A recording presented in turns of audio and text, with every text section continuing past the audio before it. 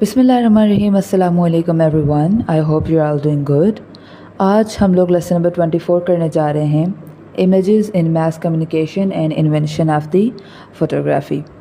So images in mass communication کا مطلب ہے کہ کمیونیکیشن میں تصویروں کا استعمال، اور انوینشن آف فوٹوگرافی کا مطلب ہے کہ فوٹوگرافی کی ایجاد اور اس کا میڈیا میں استعمال. ٹھیک ہے. فوٹوگرافی سے پہلے کا دور. پرنٹنگ پریس کی انوینشن 1443 میں ہوئی. اس کے بعد تقریباً 400 سال تک پرنٹ میڈیا کمیونیکیشن کے لیے زیادہ تر صرف ورڈز پر ڈپینڈ کرتا رہا. ٹھیک ہے، یعنی صرف الفاظ جو تھے وہ لکھے جاتے تھے. اس دوران کچھ السٹریشنز، کارٹونز، ڈرائنگز وغیرہ بھی استعمال ہوتی تھی، لیکن وہ فوٹوگرافز جو تھے وہ اس ٹائم تک بالکل بھی موجود نہیں تھے. آج کے دور میں نیوز پیپر یا میگزین کو فوٹوگرافس کے بغیر سوچنا بھی مشکل ہے، لیکن اس وقت یہ صورتحال نہیں تھی. پرنٹ میڈیا یورپ میں مختلف لینگویجز میں تقسیم تھا، یعنی ہر ملک اور علاقے کی ایک اپنی لینگویج تھی. اس وجہ سے جو ریٹن کمیونیکیشن تھی وہ ہر جگہ ایک جیسا اثر نہیں رکھتی تھی. اس کا کیا مطلب ہے؟ اس کا مطلب یہ ہے کہ یورپ میں بہت سی ڈفرینٹ لینگویجز بولی جاتی تھیں. فار ایگزامپل، اگر کوئی امپورٹنٹ نیوز یا کتاب جو ہے وہ فرینچ میں لکھی گئی ہے تو جرمن یا اٹالین بولنے والے لوگ تو اسے نہیں آسانی سے سمجھ سکیں گے. اگر فرانس کی نیوز پیپر میں کسی امپورٹنٹ ایونٹ کی رپورٹ جو ہے وہ فرینچ میں پبلش ہوئی ہے تو اٹلی کے جو عام لوگ ہیں وہ اسے فوراً نہیں سمجھ سکیں گے. لیکن بعد میں جب فوٹوگرافس آئیں تو تصویر لینگویج کی جو رکاوٹ تھی اس کو تصویر نے کافی حد تک کم کر دیا. ٹھیک ہے. فار ایگزامپل، اگر ارتھ کوئک کی اگر تصویر ہو، ٹھیک ہے، تو بندہ چاہے فرینچ ہے، اٹالین ہے، جرمن ہے، انگلش بولنے والا ہے، ہر شخص اس تصویر سے یہ اندازہ لگا سکتا ہے کہ یہ کسی تباہی کی جو ہے نا فوٹوگراف ہے. ٹھیک ہے. لوگ چاہتے تھے کہ کمیونیکیشن جو ہے وہ اور زیادہ افیکٹو ہو، لیکن اس وقت تک فوٹوگرافی کا علم نہیں تھا. دنیا کو فوٹوگرافی کا پتہ 19th سینچری کے درمیانے حصے تک نہیں تھا. اچھا، پھر دیکھتے ہیں کہ فوٹوگرافی نے میڈیا کو کیسے بدلا. جب فوٹوگرافی آئی تو اسٹل فوٹوگرافس پرنٹ میڈیا کا اہم حصہ بن گئی. ٹھیک ہے. اسٹل فوٹوگرافس یعنی سمپل جو پکچرز ہوتی ہیں جو موو نہیں کر سکتی، یعنی پکچرز، ویڈیوز نہیں. ٹھیک ہے، انہیں اسٹل فوٹوگرافس کہا جاتا ہے. بعد میں موشن پکچرز یعنی موونگ امیجز یعنی فلمز اور ویڈیوز وغیرہ بھی کمیونیکیشن کا حصہ بن گئی.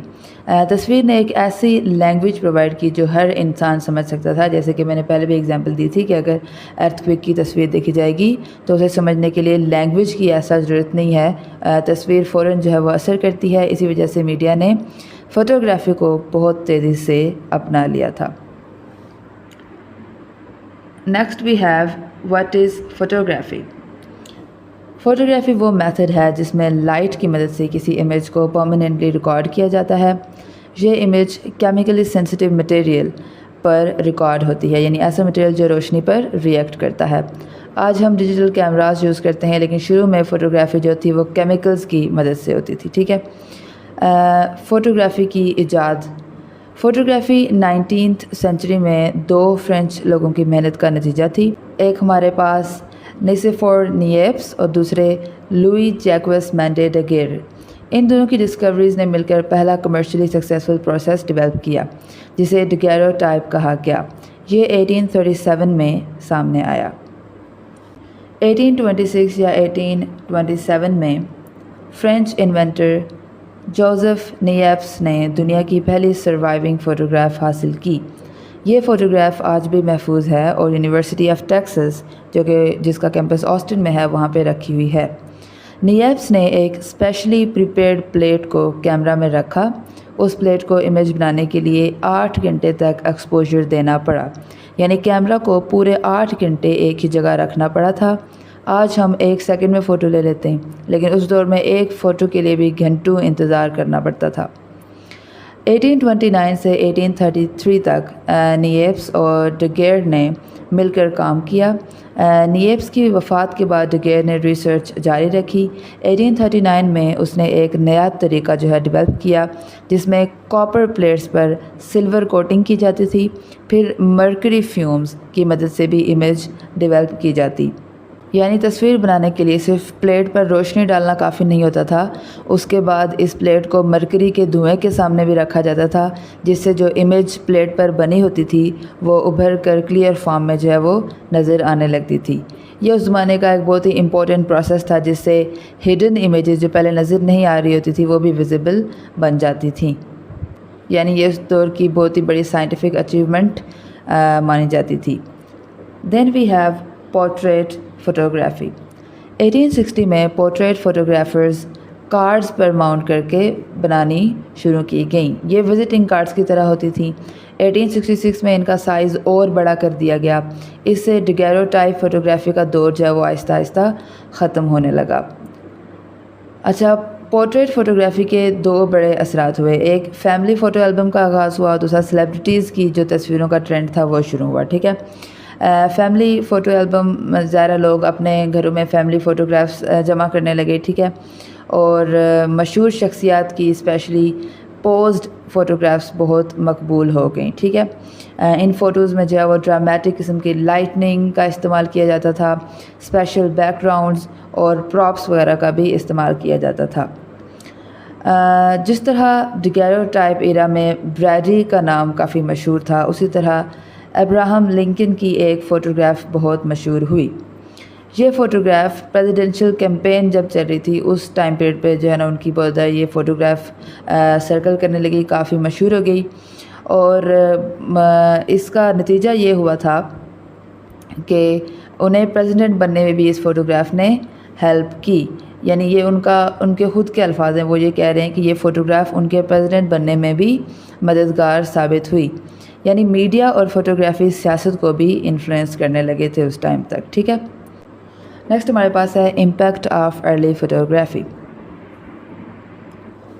جب فوٹوگرافی کا نیا پروسیس سامنے آیا تو فوٹوگرافک پرنٹس یعنی چھپی ہوئی تصویروں کی میس پروڈکشن جو ہے نا وہ ممکن ہو گئی۔ ٹھیک ہے، میس پروڈکشن یعنی بہت بڑی تعداد میں تیاری ہونے لگی، اور ڈسیمینیشن یعنی لوگوں تک پھیلنا اور پہنچانا۔ ٹھیک ہے، یعنی اب تصویریں صرف چند لوگوں تک محدود نہیں رہیں بلکہ بہت زیادہ تعداد میں چھپ کر عام لوگوں تک پہنچنے لگیں، اور ان ویژول ڈاکومنٹس یعنی تصویروں کی شکل میں ریکارڈز جو تھے، دیکھے جانے والے جو ڈاکومنٹس تھے، انہوں نے لوگوں کی ہسٹری، وقت اور اپنی زندگی کو دیکھنے کا جو نظریہ تھا وہ بدل دیا۔ یعنی پہلی دفعہ لوگ کسی ایونٹ کو صرف سن یا پڑھ نہیں پا رہے تھے بلکہ اس کی تصویر بھی دیکھ سک رہے تھے۔ ٹھیک ہے، اس سے ان کا یقین اور سمجھ جو ہے وہ دونوں بڑھ گئے۔ اچھا، اس کا پرائیویسی پر کیا اثر ہوا؟ فوٹوگرافی کی وجہ سے پرائیویسی جو تھی اس کا بھی کنسیپٹ کافی حد تک بدل گیا، کیونکہ کیمراز جو تھے وہ انسانی زندگی کے بہت سے پہلو اب ریکارڈ کرنے لگے تھے۔ پہلے ہر چیز ریکارڈ نہیں ہوتی تھی، لیکن اب لوگوں کی ایکٹیویٹیز تصویروں کی شکل میں محفوظ ہونے لگیں۔ آج ہم موبائل کیمراز کے دور میں اس بات کو کافی اچھی طرح سمجھ سکتے ہیں۔ ٹھیک ہے، جیسے کہ یہ پاپرازی وغیرہ جو ہوتے ہیں اسپیشلی انہوں نے سیلیبریٹیز کا جینا حرام کیا ہوا ہوتا ہے، ان کی پرائیویسی کا کوئی خیال نہیں رکھتے۔ ٹھیک ہے، جہاں جا رہے ہوتے ہیں جدھر بھی وہ کیمراز لے کے وہاں پہ پہنچ جاتے ہیں۔ ٹھیک ہے، تو اس سے پھر یہ ہوا کہ جب فوٹوگرافی عام ہوئی تو پرائیویسی کا بھی کافی کنسیپٹ جو ہے وہ بدل گیا۔ فوٹوگراف کو جو ہے نا ایک بڑا اسٹرانگ ثبوت مانا جانے لگا۔ اس دور میں فوٹوگراف کو انکنٹیسٹیبل پروف یعنی ایسا ثبوت جس پر مشکل سے ہی شک کیا جا سکے سمجھا جانے لگا۔ یعنی اگر کسی واقعے کی فوٹوگراف ہمارے پاس موجود ہوتی تھی تو لوگ اسے سچ مان لیتے تھے۔ آج کل کے دور میں تو ایسا ہے نہیں ہو سکتا، ظاہر ہے ایڈیٹنگ وغیرہ ہو جاتی ہے، فوٹوشاپ، آج کل AI کا دور ہے، تو آج کل تو ہم فوٹوگراف کو جو ہے نا بڑا مضبوط ایویڈنس نہیں مان سکتے، پر اس ٹائم پہ اسے کافی اسٹرانگ ایویڈنس مانا جاتا تھا۔ تصویروں کی ڈیمانڈ جو ہے وہ بہت تیزی سے بڑھنے لگی۔ اسی ڈیمانڈ کو پورا کرنے کے لیے فوٹوگرافرز جو تھے وہ دنیا کے مختلف حصوں میں پھیل گئے۔ وہ قدرتی مناظر یعنی نیچرل فنامنا اور مینوفیکچرڈ فنامنا یعنی انسانی بنائی ہوئی جو چیزیں تھیں ان کی تصویریں بھی بنانے لگے، یعنی دنیا کے ہر کونے سے تصویریں جمع کی جانے لگی۔ ٹھیک ہے، 19th سینچری کے اینڈ تک بہت سے گھروں میں فوٹوگرافک کلیکشنز جو تھیں وہ موجود ہوتی تھیں. یہ عام طور پر 3 شکلوں میں ہوتی تھی. اچھا یہ کافی امپورٹنٹ ہے, ٹھیک ہے, یہ کویشچن بھی آ سکتا ہے آپ کو. ویسے تو امپورٹنٹ اس میں سب کچھ ہی ہوتا ہے, جیسے کہ میں نے پہلے بھی بتایا تھا, یہ ورچوئل یونیورسٹی ہے, کہیں سے بھی کچھ بھی اٹھا کے دے دیں گے. The important thing is that you have to clear your concepts. آپ نے پریکٹس کرنی ہے, بار بار ہینڈ آؤٹ کو ریڈ کرنا ہے, 2-3 دفعہ لیکچرز دیکھنے ہیں, ٹھیک ہے. اچھا ہم کیا کر رہے تھے, ہاں 19th سینچری کے اینڈ تک جو ہے نا فوٹوگرافی کلیکشنز کافی موجود ہوتی تھی ہر گھر میں. 3 ایریاز میں زیادہ تر جو ہے نا یہ ہوتی تھیں, ایک فیملی البم, ایک اسکریپ بکس اور ایک اسٹیریوسکوپ کارڈز. فیملی البم کو تو آپ کو پتہ ہے گھر والوں کی پورٹریٹس, تصویریں وغیرہ رکھی جاتی تھیں. اسکریپ بکس میں دنیا کے مختلف علاقوں کی بڑی بڑی فوٹوگرافس جمع کی جاتی تھی, ٹھیک ہے. یعنی لوگ سفر کیے بغیر بھی تصویروں کے ذریعے دوسری جگہوں کو دیکھ سکتے تھے. اسکریپ بکس کیا ہوتا ہے, جس طرح آج کل جرنل وغیرہ, یعنی پرانے زمانے میں بھی آپ لوگوں کو آئیڈیا ہو, ایک مطلب نوٹ بکس وغیرہ اس طرح کی ڈائریز وغیرہ لی جاتی تھی, ٹھیک ہے, اور ان پہ پکچرز پیسٹ کی جاتی تھی اور ایک اپنی لائک وہ کلیکشن بنا لی جاتی تھی, ٹھیک ہے. اس طرح ڈفرینٹ شہروں کی یا ڈفرینٹ ایریاز کی پکچرز جو ہے اس پہ پیسٹ کر دی جاتی تھی گلو وغیرہ سے یا کسی چیز سے نا کاٹ کے, تو اس طرح وہ اسکریپ بک بن جاتی تھی. Then we have اسٹیریوسکوپ cards. یہ ایک بہت ہی انٹرسٹنگ ٹیکنالوجی تھی. اسٹیریوسکوپ کارڈز کو ایک خاص ویور میں دیکھا جاتا تھا, یعنی ان کو دیکھنے کے لیے ایک خاص ویور تھا. بیسیکلی وہ کارڈز کی فارم میں وہ پکچرز ہوتی تھی, ٹھیک ہے, ان کو پھر ایک خاص ویور سے دیکھا جاتا تھا اور اس طرح وہ پکچر جو تھی وہ 3D نظر آتی تھی, ٹھیک ہے. تو اس ٹائم کے لیے یہ کافی انٹرسٹنگ تھا کہ وہ 3D افیکٹ ان کے لیے کافی جو ہے نئی چیز تھی. اس کو اچھے سے سمجھنے کے لیے آپ جو ہے نا اس کو گوگل کر لیں یا یوٹیوب پہ بھی آپ دیکھ سکتے ہیں. اسٹیریوسکوپ کارڈ آگے آ جائے گا, آپ کو پتہ چل جائے گا کہ یہ کیا چیز تھی. Then we have further development and scientific usage. Photography صرف یادگار تصویریں بنانے کے لیے نہیں تھی, سائنٹسٹ نے بھی اس کے استعمال کو شروع کر دیا. E.J. مرے, تھامس ایکنز اور ایڈورڈ مائبرج نے ایسے طریقے ڈیولپ کیے جن سے اسٹاپ ایکشن فوٹوگرافس لی جا سکتی تھیں. اسٹاپ ایکشن فوٹوگرافس کیا ہوتی ہیں, یعنی وہ فوٹوگرافس جو موومنٹ کے ہر ایک چھوٹے سے چھوٹے لمحے کو بھی فریز کر دیں, ٹھیک ہے. اس کے بارے میں ہم نیکسٹ چیپٹر میں جو ہے نا ڈیٹیل میں پڑھیں گے. اسٹاپ ایکشن فوٹوگرافی نے یہ دکھایا کہ انسان کا جو دماغ ہے اور آنکھ ہے وہ ہمیشہ چیزوں کو ایک جیسا نہیں دیکھتے. اچھا پرانے زمانے میں جو موویز وغیرہ ہوتی تھیں وہ بھی اسی طرح ہوتی تھی نا, لائک پکچرز ہوتی تھی, ان کی ریل چلائی جاتی تھی, ٹھیک ہے, اور وہ ایسے لگتا تھا جیسے یہ ویڈیو ہے, بٹ وہ صرف کنٹینیوس جو ہے پکچرز ہوتی تھی. مائبرج کی مشہور ریسرچ کے بارے میں ہم پڑھتے ہیں, اینیمل لوکوموشن 1887. اچھا یہ والی جو ریسرچ ہے یہ چیپٹر نمبر آگے جو ہے 25, اس میں کافی ڈیٹیل میں ہے, تو اس میں بھی ہم پڑھیں گے. اس میں اس نے جانوروں کی موومنٹ کو فوٹوگرافک سیکوینس میں ریکارڈ کیا. یہ کام آج بھی آرٹسٹ اور سائنٹسٹ دونوں کے لیے امپورٹنٹ سورس مانا جاتا ہے. فار ایگزامپل اس کی فوٹوگرافس نے یہ کلیئر کیا تھا کہ دوڑتے ہوئے گھوڑے کے کس لمحے میں اس کے چاروں پاؤں جو ہوتے ہیں وہ زمین سے اٹھے ہوئے ہوتے ہیں, ٹھیک ہے.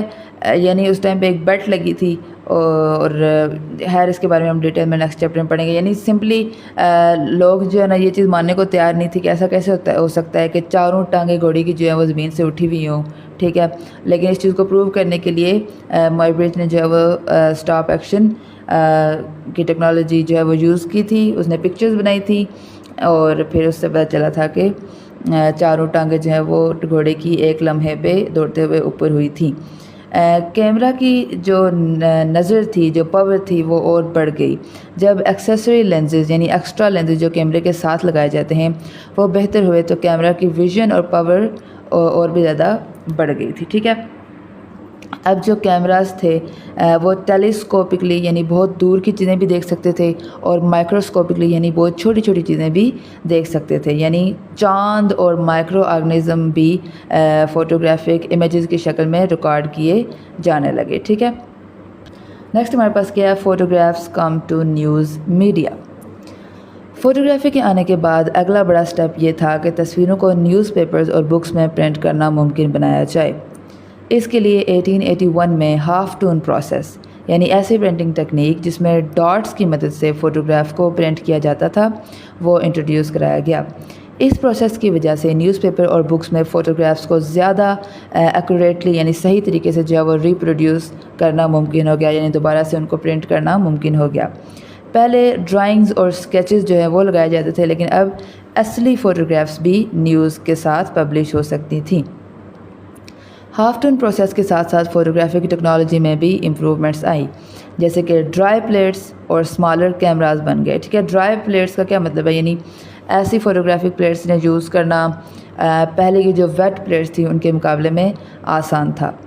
یعنی فوٹوگرافی کے جو سٹارٹنگ کا جو ٹائم پیریڈ تھا اس میں ویٹ پلیٹس استعمال ہوتی تھی۔ ٹھیک ہے، ایسی پلیٹس جو فوٹو لینس سے بالکل پہلے کیمیکل سے تیار کرنی پڑتی تھیں اور گیلی حالت میں یوز ہوتی تھیں۔ ٹھیک ہے، تو ان میں پرابلم یہ تھی کہ فوٹوگرافر کو کیمیکلز بھی ساتھ رکھنے پڑتے تھے اور پلیٹس کو بھی فوراً تیار کرنا پڑتا تھا۔ ٹھیک ہے، لیکن بعد میں جو ڈرائی پلیٹس آئیں جو پہلے سے تیار ہوتی تھیں اور انہیں اسٹور بھی کیا جا سکتا تھا، تو اس سے فوٹوگرافی جو ہے وہ زیادہ آسان ہو گئی، جلدی ہونے لگی، فوٹوگرافرز کے لیے بھی کافی کنوینئنٹ ہو گیا۔ ٹھیک ہے، کیمراز ان کے لیے جو ہے نا اپنے ساتھ ادھر ادھر لے جانا کافی ایزی ہو گیا، ان کو کیمیکلز اور مطلب وہ سب چیزیں بھی ساتھ میں نہیں اٹھانی پڑتی تھی۔ ٹھیک ہے، یعنی ڈرائی پلیٹس نے فوٹوگرافی کو اسٹوڈیو سے نکال کر ریئل لائف اور نیوز رپورٹنگ تک پہنچانے میں مدد کی۔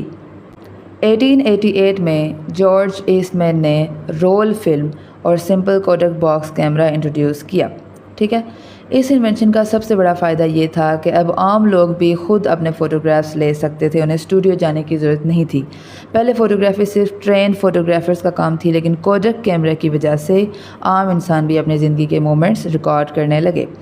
آج جیسے ہر انسان موبائل سے فوٹوز لے لیتا ہے، اس وقت کوڈک کیمرہ نے جو ہے نا لوگوں کو ایسی موبائل کی جیسی ایک سہولت جو ہے وہ میسر کی تھی۔ اس کے ساتھ سینسیٹومیٹری پر بھی ریسرچ ہوئی، یعنی لائٹ سینسیٹیو مٹیریل، روشنی سے ریئیکٹ کرنے والی چیزوں کا علم جو ہے اس پر ریسرچ ہوئی۔ اس سائنس کی وجہ سے فوٹو لینے کا صحیح ایکسپوجر یعنی کتنی ہمیں روشنی چاہیے اور پروسیسنگ فوٹو ڈیولپ کرنے کا طریقہ اور بھی زیادہ بہتر ہو گیا۔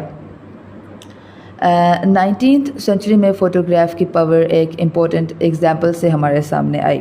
ولیم ایچ جیکسن نے یلو سٹون ایریا کی جو ہے وہ فوٹوگرافس بنائے۔ ٹھیک ہے، ان تصویروں میں یلو سٹون کے نیچرل جو ویوز تھے، قدرتی مناظر، پہاڑ، پانی کے جھرنے اور وہاں کی جو خوبصورتی تھی وہ ریکارڈ ہوئی۔ جب یہ فوٹوگرافس US کانگریس کے سامنے پیش کیے گئے تو لوگوں نے یہ سمجھا کہ یہ علاقہ کافی یونیک اور بیوٹیفل ہے اور اسے پروٹیکٹ کرنا ضروری ہے، تو اس کا رزلٹ یہ نکلا تھا کہ یلو سٹون کو نیشنل پارک بنا دیا گیا تھا۔ یعنی فوٹوگرافی نے صرف لوگوں کو انفارمیشن نہیں پرووائڈ کی تھی، بلکہ گورنمنٹ کے ڈیسیجنز پر بھی اثر ڈالنا شروع کر دیا تھا۔ 20th سینچری کے شروع میں فوٹوگرافرز اور جرنلسٹ نے فوٹوگرافی کو پبلک کو امپورٹنٹ ایشوز کے بارے میں بتانے کے لیے بھی یوز کرنا شروع کیا۔ ان کا مقصد صرف خوبصورت تصویریں بنانا نہیں تھا، بلکہ لوگوں کو اویئر کرنا، پرابلمز دکھانا اور سوسائٹی میں چینج لانا تھا۔ اس فیلڈ میں کچھ امپورٹنٹ نام ہیں ہمارے پاس، جیسے کہ جیکب ریس، اس نے نیو یارک سٹی کے سلمز یعنی غریب اور جو خراب رہنے والے علاقے ہیں ان کی فوٹوگرافس بنائیں۔ ان کی تصویروں نے لوگوں کو وہاں کے حالات دکھائے اور بہتری کے لیے لاز اور قوانین بنانے میں بھی مدد ملی۔ بعد میں لیوس ہائن اور جیمز وینڈر زی نے بھی فوٹوگرافی کو سوشل ایشوز دکھانے کے لیے یوز کیا۔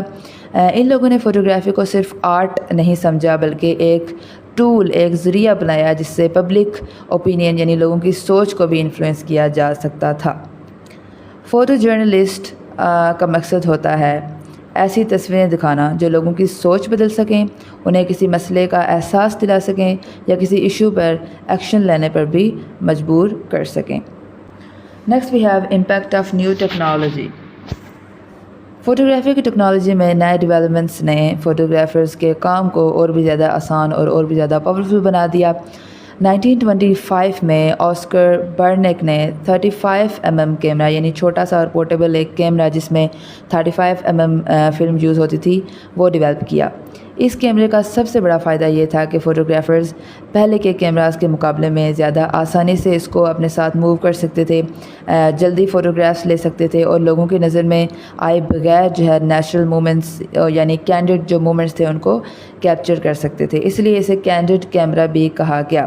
یعنی فوٹوگرافر کسی بھی ایونٹ کو پوز کروائے بغیر اس کی اصلی حالت میں کینڈڈ حالت میں جو ہے اس کو ریکارڈ کر سکتے تھے۔ اس کے ساتھ ساتھ faster black and white film, یعنی ایسی فلم جو کم روشنی میں بھی فوٹو لینے کے قابل تھی، وہ بنائی گئی۔ اس امپرومنٹ کی وجہ سے فوٹوگرافرز کو ہر جگہ جو ہے وہ فلیش کی ضرورت نہیں رہتی تھی، یعنی اب وہ انڈور پلیسز ہوں یا رات کا وقت ہو یا کم روشنی والی جگہ ہو، وہاں پر بھی فوٹوگرافس لے سکتے تھے۔ 1935 میں کلر فلم فار ٹرانسپیرنسیز یعنی سلائیڈز انٹروڈیوس ہوئیں، یعنی اب تصویریں صرف بلیک اینڈ وائٹ نہیں رہی تھیں بلکہ کلرز کے ساتھ بھی ریکارڈ کی جا سکتی تھیں۔ اور 1942 میں کلر نیگیٹو فلم بھی آ گئی، ٹھیک ہے، اس سے کلر فوٹوگرافی اور بھی عام ہونے لگی۔ 1947 میں پولرائڈ لینڈ کیمرہ جو ہے وہ مارکیٹ میں آیا۔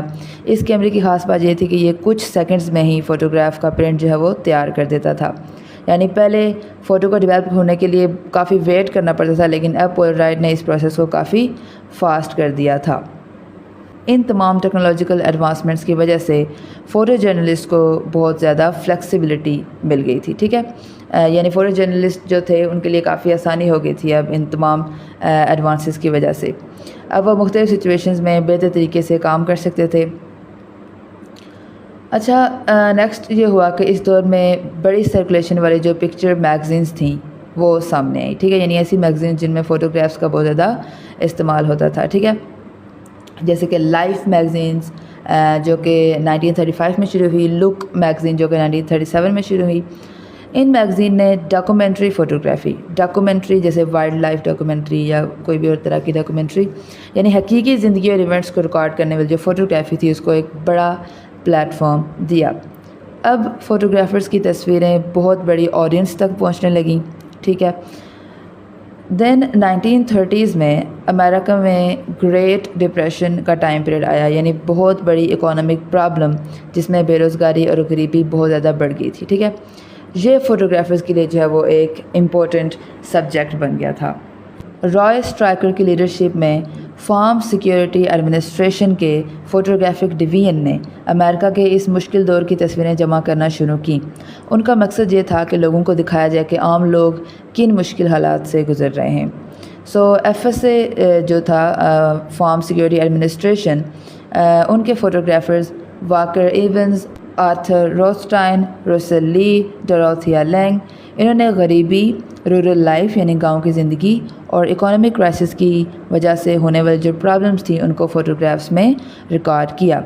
ان تصویروں نے لوگوں کو نہ صرف انفارمیشن پرووائڈ کی ان حالات کی، بلکہ ان پرابلمس کا احساس بھی ان کے دلوں میں جگایا۔ ورلڈ وار 2 جب شروع ہوئی تو فوٹوگرافرز نے وار کو بھی ڈاکومنٹ کرنا شروع کیا۔ امپورٹنٹ فوٹوگرافرز میں Margaret Bourke White, Edward Steichen, W Eugene Smith, Lee Miller اور رابرٹ کیپا شامل تھے۔ انہوں نے جنگ کے حالات اور سولجرز کی زندگی کو فوٹوگرافس کے ذریعے ریکارڈ کیا۔ وار نے فوٹوگرافی کی ٹیکنالوجی کو اور بھی امپروو کیا۔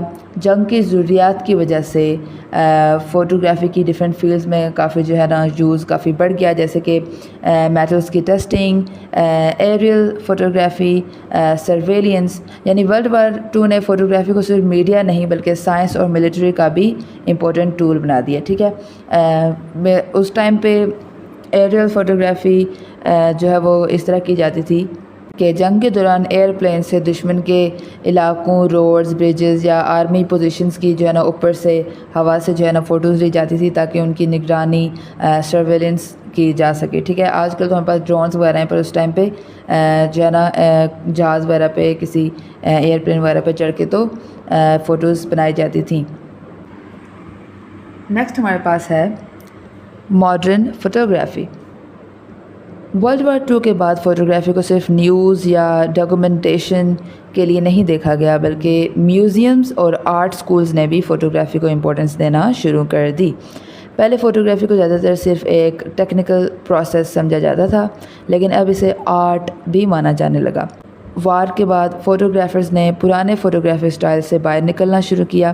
اچھا، پہلے جو ہے نا ہمارے پاس 2 میجر سٹائلز تھے، ایک اسٹریٹ فوٹوگرافی اور ایک ڈاکومنٹری فوٹوگرافی۔ اسٹریٹ فوٹوگرافی یعنی ایز اٹ از، جس طرح کی چیز دکھ رہی ہے ویسی کی ویسی اس کی فوٹوگراف، کوئی ایڈیٹنگ نہیں کرنا، ٹھیک ہے۔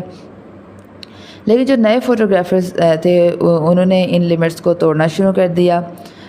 رابرٹ فرینک کی فیمس بک دا امیریکنز نے فوٹوگرافی میں ایک نیا ٹرینڈ، ایک نیا رجحان جو ہے وہ انٹروڈیوس کروایا۔ اس میں اس نے امریکہ کی ڈیلی لائف کو صرف بیوٹیفل وے میں نہیں دکھایا، بلکہ امریکہ کی ڈیلی لائف کے پرابلمز، لونلینس اور انگزائٹی وغیرہ کو بھی شو کیا۔ اسے سوشل لینڈسکیپ کہا گیا، یعنی سوسائٹی اور لوگوں کی زندگی کی تصویر۔ فوٹوگرافرز یعنی صرف چیزیں نہیں دکھاتا تھا، بلکہ سوسائٹی کی فیلنگز اور پرابلمز کو بھی شو کرتا تھا۔ اس کے بعد ڈاکومنٹری فوٹوگرافی اور بھی زیادہ پرسنل اور بھی زیادہ ذاتی نوعیت کی بن گئی۔ فوٹوگرافرز اپنی اپنی سوچ اور اپنی اپنی فیلنگز کو بھی امیجز میں انکلیوڈ کرنے لگے۔ فار ایگزامپل کچھ فوٹوگرافرز نے شہری جو زندگی تھی، اربن جو لائف تھی، تنہائی اور انسان کے ایموشنز کو اپنے فوٹوگرافس کا سبجیکٹ بنایا، ٹھیک ہے۔ کچھ نئے فوٹوگرافرز نے ٹریڈیشنل رولز کو فالو کرنا ضروری نہیں سمجھا۔ انہوں نے جو ہے کیا کرنا شروع کیا کہ ہینڈ ورک جیسی ٹیکنیکس یوز کی، یعنی تصویر پر ہاتھ سے کام کرنا، کولاج بنانا سٹارٹ کیے، ملٹیپل امیجز کو کمبائن کرنا شروع کیا۔ یعنی فوٹوگرافی صرف اصلی چیز کی کاپی نہیں رہی، بلکہ کریٹیو ایکسپریشن بھی بن گئی۔ 1960s کے بعد فوٹوگرافی ویژول آرٹس میں بہت زیادہ امپورٹنٹ میڈیم بن گئی، ٹھیک ہے۔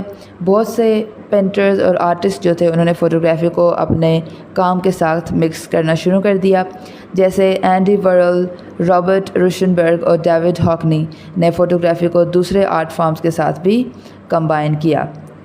آج کے دور میں کچھ فوٹوگرافرز ٹریڈیشنل طریقے یوز کرتے ہوئے بھی نئے اور انیوژول جو سبجیکٹس ہوتے ہیں، یعنی غیر معمولی ٹاپکس، وہ ایکسپلور کرتے ہیں، جیسے سنڈی شرمن اور رچرڈ پرنس۔ یعنی ماڈرن فوٹوگرافی میں آرٹسٹ اپنی سوچ، اپنی امیجنیشن اور ایموشنز اور میسیج کو بھی امپورٹنس دیتے ہیں۔ Then we have other aspects of photography. آج کے ماڈرن دور میں فوٹوگرافی کا یوز صرف نیوز اور آرٹ تک لمیٹڈ نہیں ہے، بلکہ اس کے بہت سے پریکٹیکل یوزز بھی ہیں۔ فوٹوگرافی کا یوز ان فیلڈز میں ہوتا ہے: ایجوکیشن، میڈیسن، کامرس یعنی تجارت، پروڈکٹس کی ایڈورٹائزنگ اور سیلنگ کے لیے فوٹوگرافس یوز ہوتی ہیں، ٹھیک ہے۔ کرمنالوجی یعنی جرم کی تحقیق کا علم، کرائمز کی انویسٹیگیشن میں ایویڈنس کے طور پر بھی فوٹوگرافس لی جاتی ہیں۔ ملٹری نگرانی اور انفارمیشن کلیکٹ کرنے کے لیے، جیسا کہ ہم نے پہلے بھی ایگزامپل پڑھی تھی اوپر۔ سو فوٹوگرافی کا سائنٹیفک یوز بھی بہت امپورٹنٹ ہے، جیسے ایریل میپنگ اینڈ سرویئنگ، ہوا سے علاقوں کے میپس بنانا اور زمین کا جائزہ لینا۔ جیولوجی یعنی زمین، راکس اور منرلز کی اسٹڈی۔ ریکانیسنس یعنی کسی علاقے کی انفارمیشن حاصل کرنا، خاص طور پر ملٹری پرپز کے لیے۔ میٹیریولوجی یعنی ارتھ کی ایٹماسفیئر کی سائنٹیفک اسٹڈی۔ آرکیالوجی یعنی پرانی سویلائزیشنز اور ہسٹوریکل چیزوں کو اسٹڈی کرنا۔ اینتھروپولوجی یعنی انسانی کلچر اور سوسائٹیز کو اسٹڈی کرنا۔ سو ان سب میں بھی فوٹوگرافس بہت مدد دیتی ہیں۔ نئی ٹیکنیکس جیسے کہ ہالوگرافی یعنی ایسی ٹیکنالوجی جس میں 3D یعنی 3 ڈائمینشنل جو امیج ہے وہ بنائی جاتی ہے، اس نے فوٹوگرافی کو اور بھی ایکسپینڈ کیا اور بھی پھیلایا اور بھی بڑھایا۔ یعنی اب فوٹوگراف صرف فلیٹ، صرف سیدھی امیجز نہیں رہیں، بلکہ ان میں ڈیپتھ، ان میں گہرائی کا بھی افیکٹ کریٹ کیا جا سکتا ہے۔ ایسٹرونومی جو ہے اس میں بھی فوٹوگرافی کا یوز ہوتا ہے۔ CCD چارج قبل ڈیوائس جیسی ٹیکنالوجی کی مدد سے سائنٹسٹ بہت کم روشنی کو بھی ڈیٹیکٹ کر سکتے ہیں، حتیٰ کہ ایک سنگل فوٹون یعنی روشنی کا ایک بہت چھوٹا سا جو ذرہ ہے اس کو بھی ریکارڈ کیا جا سکتا ہے۔ Next we have digital technology. 20th century کے اینڈ تک ڈیجیٹل ٹیکنالوجی اور کمپیوٹرز کی وجہ سے فوٹوگرافی میں بہت بڑی تبدیلی آئی۔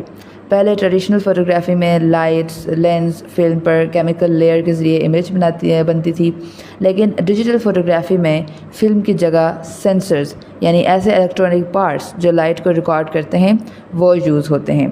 سو ڈیجیٹل کیمراز میں سینسرز اور کلرز فلٹرز یعنی رنگ الگ کرنے والے جو فلٹرز ہیں ان کی مدد سے امیج ریکارڈ ہوتی ہے، جیسے کہ RGB، ٹھیک ہے۔ یعنی کہ ایک طریقے میں 3 فلٹرز یوز کیے جاتے ہیں، ریڈ، گرین اینڈ بلو۔